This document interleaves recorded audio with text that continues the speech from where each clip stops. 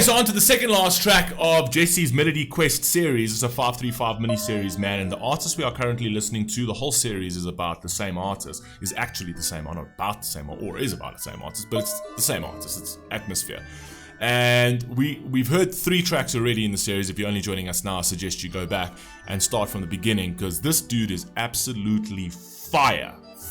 We've heard 3 tracks. I cannot tear them. I cannot tear these tracks. Every track I've heard has been absolutely amazing. Everything has been fully substantive. A lot of depth to the music and zero filler. This over here is called Camera Thief. Obviously, never heard this song. It was the first time that we're reacting to this artist entirely. So, yeah, man. I don't know. This is, I must be honest, for what I've heard so far, this is a fucking contender for a good win of the end of the series. I must be honest. I mean, this is so down my alley. It's frightening for those of you who know my rap history. This is 100% a contender, but we're not done yet. So let's see if he's got one that'll disappoint me. This one's called Camera Thief. Let's see what we got. Let's go.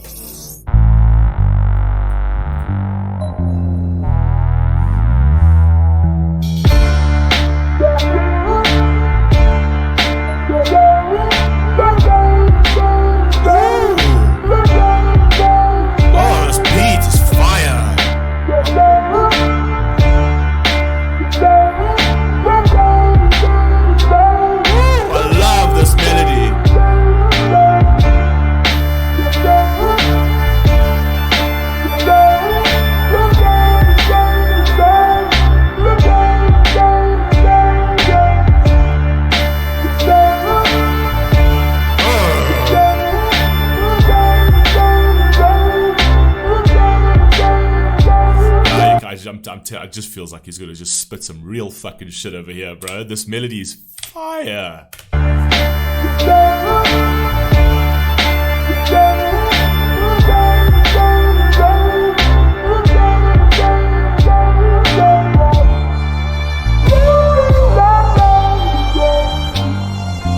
Oh, that violin in the background.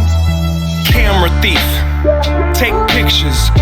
Run like the parallel stitches. Attach my feet to the path I beat. Teach myself. No, bro. Oh my god, that is a fucking bar, bro. What? Camera thief? Take pictures? Run like the parallel stitches? Fuck, that is fire. Right? So literally talking about a cameraman, or if you just think about these journalists that go to wars and take pictures of all of these type of atrocities. They can't do nothing. All they can do is just capture the actual moment over there, right? But it's almost like they're putting stitches on wounds that you're not really healing the wound. That's where the parallel comes, right? It's like you're not healing the wound. At some point, you actually might be exacerbating the actual pain of that wound, right? For the people or whatever, right? So it's just very clever. It's like, okay, so you're capturing a moment, right? And it almost seems like you're doing something good, but are you at the end of the day? All you're doing is capturing the moment. It's like you're behind the lens and you're not helping the situation, but by you recording the situation, I guess it is stitches to a certain degree, because you're letting society know that these sort of things are happening, right? So you're letting society know about the pain, but it's almost like the stitches are not actually stitching the wound. They're actually they run parallel to the wound. That is fucking fire, bro. That is such a fucking brilliant little fucking bar there. Fire. Camera thief. Take pictures.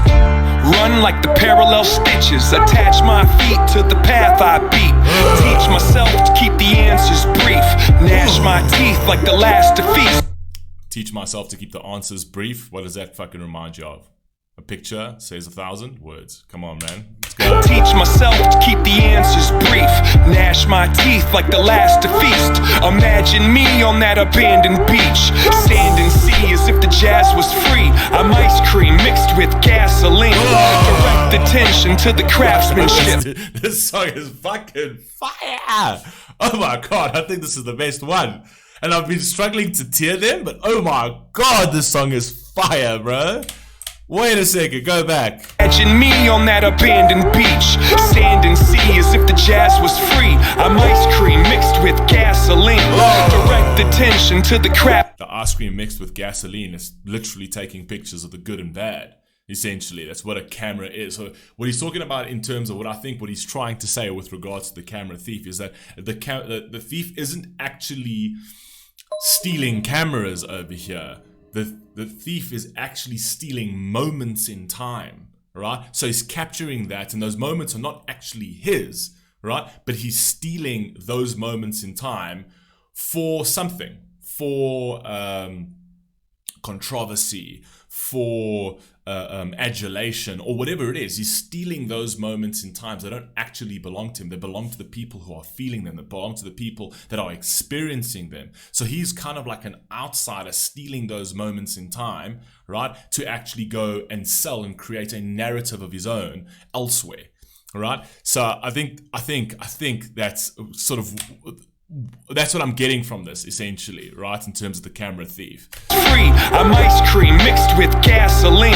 Direct attention to the craftsmanship. Neglect to mention that the past will stick like initials carved in the concrete, like the tattoo that hides on your mommy. I still kick it with angels. The difference is instead of the bar, I'm at my kitchen table.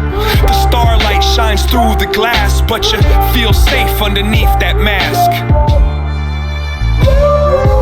Fire. So it's not even like instead of the bar, I'm at my kitchen table. Essentially, so what he's basically saying over there is I'm not going through any sort of strife. Because if you think instead of the bar, you think a person at the bar who's going through really like tough times, going through hardships, have lost people and whatever else, and they are literally at the bar telling the bartender all of the woes of their fucking lives, right? All of the pains of their life. So they're not there. They're not in that environment where they literally need to drown their sorrows because of what they're going through. They're at their kitchen table analyzing other people's existences, right? And creating narratives of other people's existences in the confines of their very sort of privileged and stable space. I think that's what he's going with there. But anyway, carry on. Feel safe underneath that mask.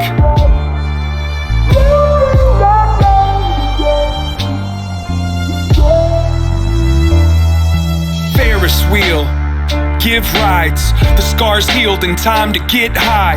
Lock the doors and hide the keys. Let's go describe how to climb a tree. Don't sign the lease. Fire! Fucking that whole Ferris wheel fucking line is so clever because it's basically saying it's just this loop mentality. It's like you can't get off this Ferris wheel ride, and that's just the way it is. That's people's lives, that's the existent people's lives, and then obviously it's the photographer's life, essentially. Right? So you seeing the ups and downs. Now the Ferris wheel goes up and the Ferris wheel goes down. So you seeing the up and downs from all different angles. You can see it from this angle at the very top. You can see it from the right angle at the very top, or you can see it at the very bottom, or you can see it from the centers, or you can see it from the very top of the Ferris wheel. Right? But what you're doing is you are on this Ferris wheel of other people's lives. Now the Ferris wheel carries a lot of people, right? So it's all these different existences, and right, and at certain points in this Ferris wheel, people are going to be at the top and people are going to be at the bottom, and that's a nice metaphor for life, right? Every single person is on this Ferris wheel, and at some point someone's going to be up and someone's going to be down, but he's on this Ferris wheel, taking that. Not only is he also living this exact existence of up and downs, right? But it's almost like his existence where he derives, where he gets meaning from, is actually being on this Ferris wheel and not really taking too much account of his own existence, is living through that lens and looking at the angles of everybody else's lives and their ups and downs. That's where I think he's going with that Ferris wheel line. Anyway, carry on, man. Let's go.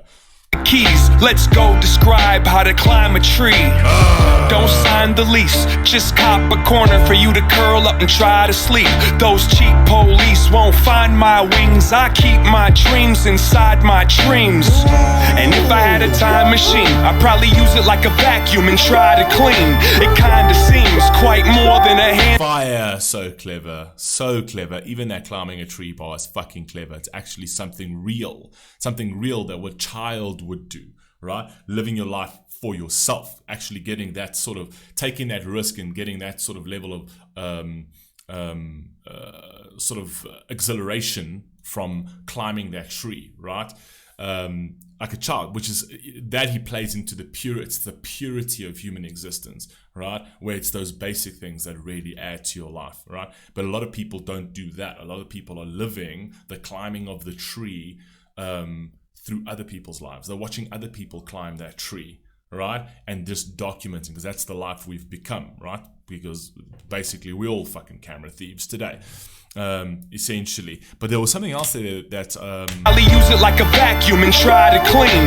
That if I was in a time machine, Police won't find my wings. I keep my dreams inside my dreams. And if I had a time machine, keep my dreams inside my dreams is so fucking clever. So it's basically saying that I'm not living out my dreams in reality. I keep my dreams inside my dreams, right? I'm only dreaming when I'm sleeping. Right, because I've almost lost touch with my dreams, or I don't know how to attain them in reality. So my dreams have literally just become the proverbial dream. Do you know what I mean? Come on, man. I probably use it like a vacuum and try to clean. It kinda seems quite more than a handful of these regrets have been circumstantial. Now give me all the cash out the drawer. Touch that mustache down on the floor, and I'll be in court holding a pitchfork before I let the contest outlast the sport. Ooh, fire. Fuck, I'll be in court holding a pitchfork. Because I'll always stay true to my fucking self. Holding a pitchfork before I let the contest outlast the sport.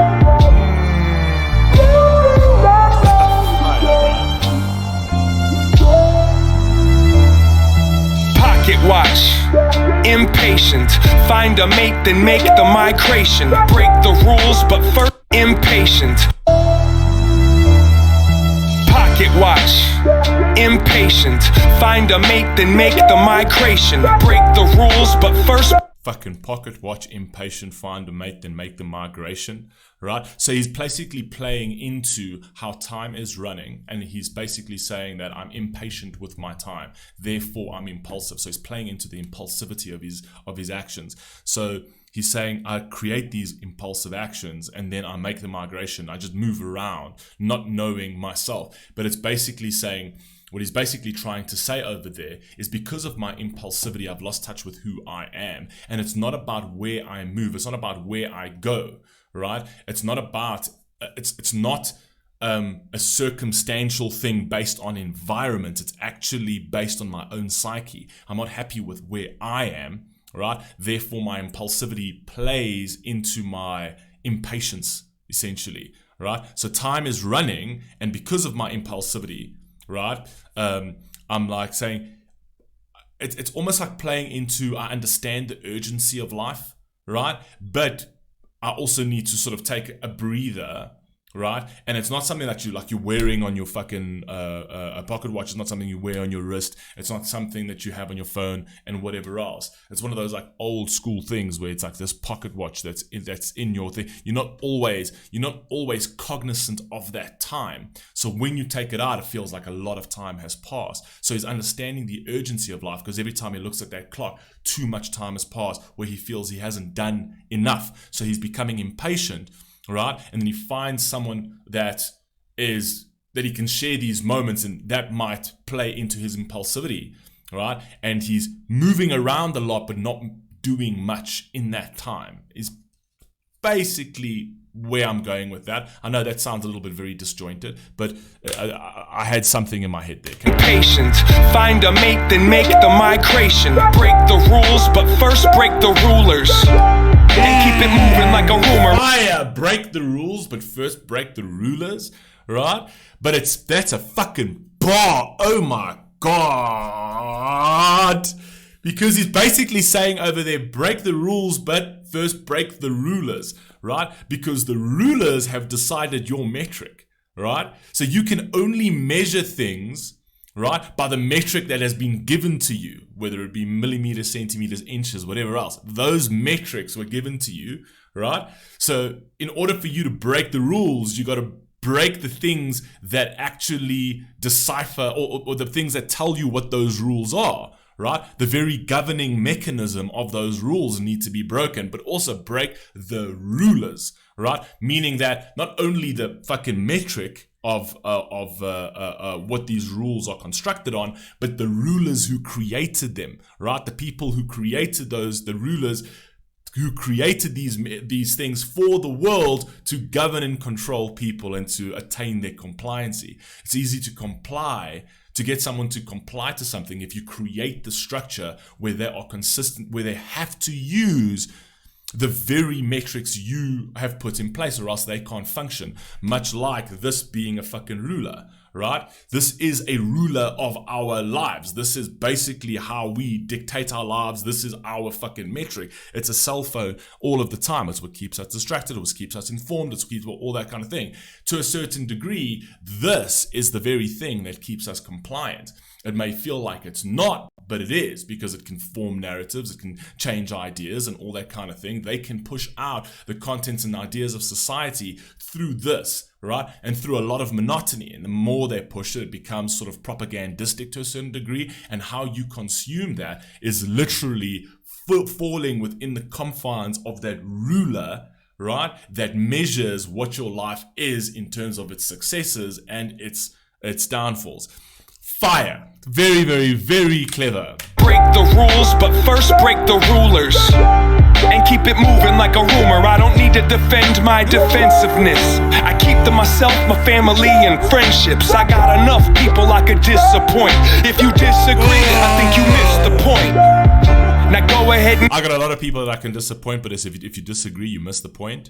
Fire.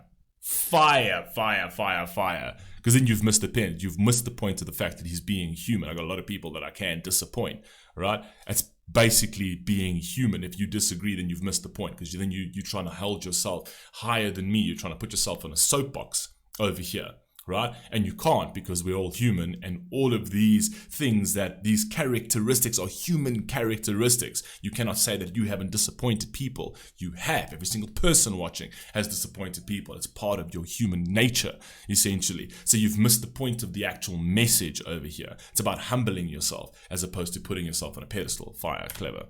Grab a chair. Let me tell you about the last few years. Pulled out a sack full of Samson's hair and put it on the dash like a dancing bear. Oh my God. Let me tell you about, oh my God, this song is the best one. Oh my God. Let me tell you a story about the last few years. I pulled out a stack of Samson's hairs. Now, Samson, biblically, right, is that he had long hair and he was unbelievably powerful. Like, he could literally break buildings. Literally, I think the famous thing was that he pulled pillars apart and things like that because of his strength. It was so powerful, right? But what he was saying over here is he cut his own hair. He was cutting down his own power. He was given power at birth. He was given power through his humanity, right? And as he living through those fucking metrics, he's actually been stripping out his own power willingly, because of the way he's controlled within the environment and the system that's been created for him. It's fucking unbelievable. So clever. Come on, man. Sack full of Samson's hair and put it on the dash like a dancing bear. I wrote you a horoscope. It won't fit on this post-it note, but if I had to sum it up into a shorter quote, it goes, F it, you might as well row that boat. Fire! I love that he completely throws aside the fucking bullshit that is horoscopes, right? I love that he pulls it aside. Let me just summarize it. Fuck it, just roll that boat. That's life at the end of the day. It doesn't matter, people will try and make you feel better in horoscopes. It's going to be your day, it's going to be your week, it's going to be your month. It's all fucking bullshit, it's all fluff. Let's take it down to fucking real. Just roll that boat. That's all you can do. Your life in this existence is you're on that boat and you're going to go through storms and you're going to go through those waves and whatever else. Roll that fucking boat. That's all I can tell you. I'm not going to give you some philosophical fucking bullshit that's all based on fucking astrology and all this airy fairy bullshit kind of crap, right? So he says, let me give you something real. I'll give you a real horoscope over here. Just row that boat like everybody else is trying to row that boat. Row that boat. Just make sure that boat doesn't fucking sink. The moment you stay stagnant, the moment you stay motionless, right? The waves will catch you. Keep moving. I like that. Fire. It goes, F it, you might as well row that boat.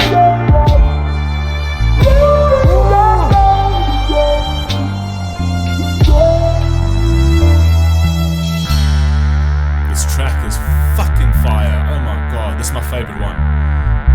They've all been amazing, but this has been incredible.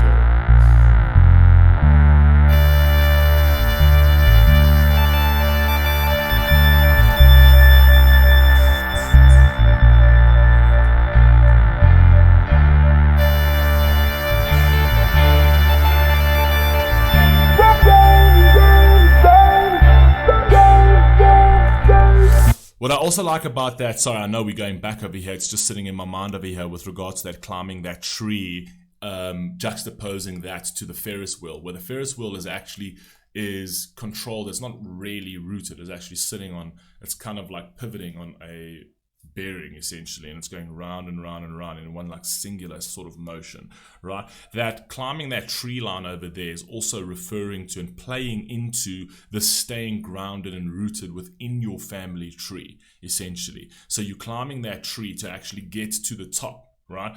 And not only does that play into the sort of the childish notion of it, where there's a purity in that, but it plays into the grounded notion of it, in terms of like a Ferris wheel doesn't really give anything out, but a tree literally breathes oxygen into the earth, and it takes carbon monoxide, takes the things that the pollutants out of the earth, right, and gives oxygen essentially. And it's almost like he's playing that into a metaphor. That's how you should be, right, when climbing that tree. And by doing that, it's in order for you to do that, you need to stay grounded. You need to know your roots, right? Your roots need to be strong in order for you to climb that tree in the successes of life, climb that tree in sort of your own psyche, climb that tree in your own spirituality, in your own soul, so that you are able to give more than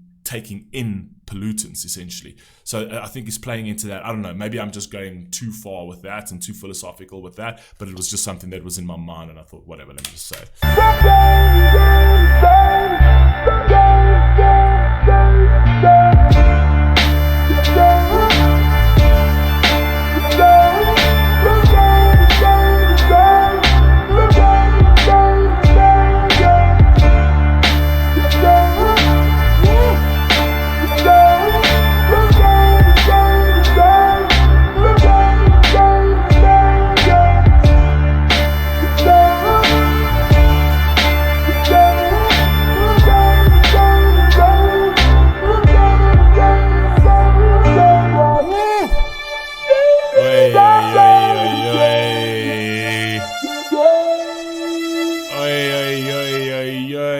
For anybody else who has got a 535 series, who's actually booked a 535 series, you're in trouble. You're in trouble, because this over here right now, right at the top, this is the one to beat right now. This is the series to beat right now. This is fire. This is fire. We got one more. But for everybody else who's got a 535, when I send you your artwork to confirm, maybe you want to shuffle around some stuff. I don't know. This one's yeah. No, this one's fire. Anyway, I love that. This was my favorite. This is my favorite track of this entire series. Although they've all been amazing, but this over here was just absolute poetry. Loved it. On to our very last one of this series. I'll catch you in the next one. Peace.